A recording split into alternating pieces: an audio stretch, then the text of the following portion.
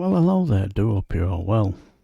Now, you probably will never heard of the names of Anthony Bryan or Jeanette McKay-Williams, but you might have heard of the programme Sitting in Limbo that won a BAFTA, which was based on the true story of where Anthony Bryan had lived and worked here for 50 years, had never been in trouble with the law, was without warning, arrested, and was basically told that the only way he was going to leave this detention centre was if he signed a document to have him deported to Jamaica, a country he left when he was a young boy. It's a truly harrowing tale.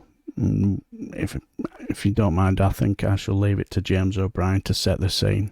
11:53 is the time. With no further ado, I'm going to introduce you to Anthony Bryan and Janet McKay-Williams. If you haven't met them before, you might have done actually. You might have seen their story told in the TV drama Sitting in Limbo, which won a BAFTA, and told the tale of how Bryan, who had been living and working in this country for 50 years, was suddenly arrested, threatened with deportation, booked onto a plane to Jamaica, detained for 5 weeks, and then found to have been the victim of an epic error by the Home Office. I speak, of course, of the Windrush scandal, and we turn our attention now with Anthony and Janet to the aftermath. Because, to be clear, Anthony, and thank you for joining me this morning, you lived a Franz Kafka play. That's probably what drew your brother to writing the story in the first place. It was almost unbelievable in its scope and its scale, but we thought, perhaps naively, that we'd reached the downward slope, that you'd reached the peak of the problem and now things were going to get better. And we talk of how the Home Office is going to compensate you for 5 years when not only were you detained and threatened with deportation and all the other things that I've just listed, but of course you weren't earning any money either, so you were borrowing and scrimping and scraping in order simply to stay afloat. So what's the latest? Well, thanks for inviting us on the programme. Welcome. We're still ongoing with the Home Office. We received some offers, but we was disappointed with the offers, to be honest. And to be honest, we have to thank Priti Patel for thinking that we got what we deserve, because we heard her speech in Parliament and that, but we was disappointed with the offers, so we're still going through the same rigmarole. So 5 years, mountains of debt, threatened removal, you've been poorly, dispossession, worry, stress, and they offered you 96, I think, £1,000, and they calculate this according to some sort of tier system. What would you estimate your losses, before we even think about actual compensation, if you were simply to have your earnings reinstated and your debts cleared? What would you consider to be a fairer figure, if you don't mind me asking? Well, to be honest, until they asked me this question all the time, but I ain't got a figure where I could say. Fair enough. In my head that, because it's hard for me to say. I could say any figure, but then, because I find it very, very hard. How do you put a price on a life, is what you're really, because for 5 years... Well, this is what I'm saying. I hear you. You put me through nearly 4 years of stress. Yes. You know what I mean? I have to be... lost my morals, because you can't keep morals when you ain't got no money or no food. You have to be asking friends and family to help you. Yes. Which is stress for them as well. You know what I mean? And you wouldn't, until you go through it, you would know. You know, I wouldn't wish this on nobody. And I know even my enemy, I would wish that what I went through. I understand. Janet, you really were I presume that the drama is more accurate than most TV dramas, because it was written by your brother-in-law. So if there are any, if he's played fast and loose with the truth, then I wouldn't want to be round yours at Christmas. Yeah. So I mean, the detail of the issue that we're talking about here, just because, of course, you pressed pause on your life, which it makes it sound innocuous. You didn't just press pause on your life. You watched as this car crash unfolded in front of you, with Anthony caught in the middle of it.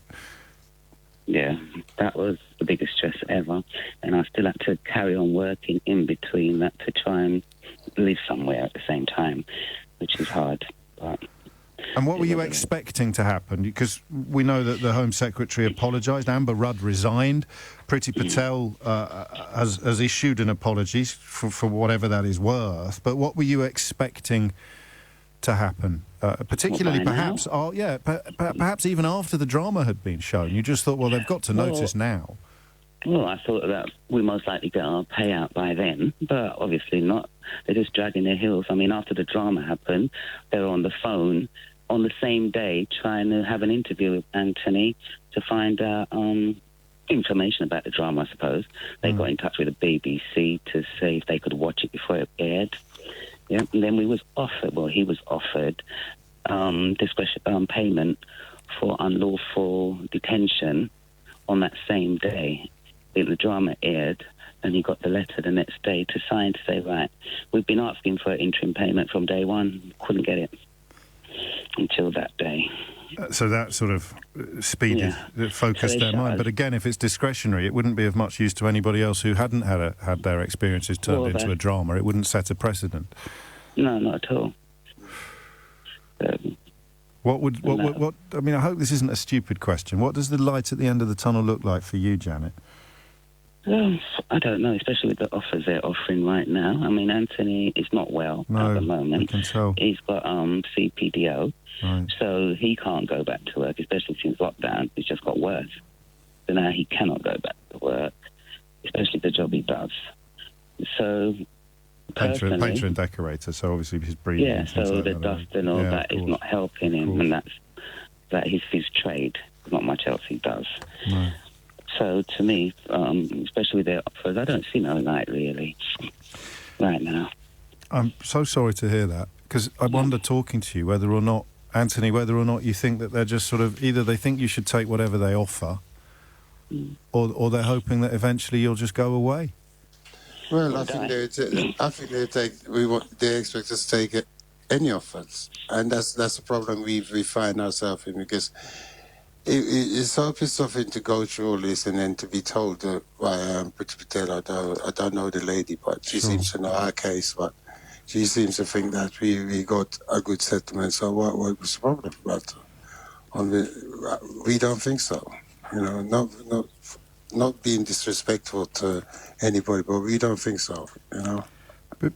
Well, I understand, and I understand why you're at pains to make the points that you're making, although a lot of people in a similar situation would perhaps be less polite. But thank you for that. I just wonder, finally, whether you could remember, if it's not too much trouble for you, that the moment when you were told that you were going to be removed from the only home you'd ever known, the only country you'd ever lived in.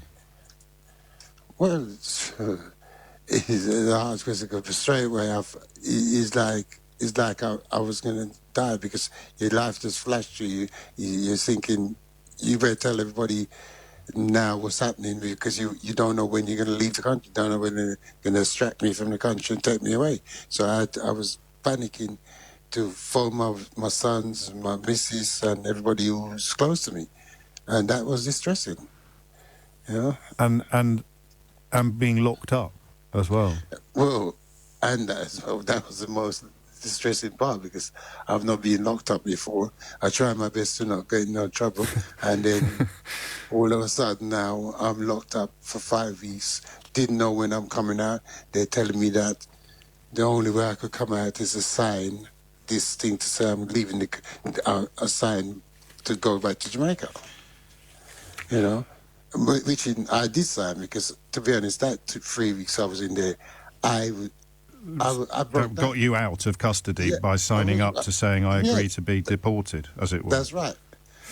Plus the 2 months before that, I just buried my son. So with all that, and I just broke down in it. I just broke down in there and just signed.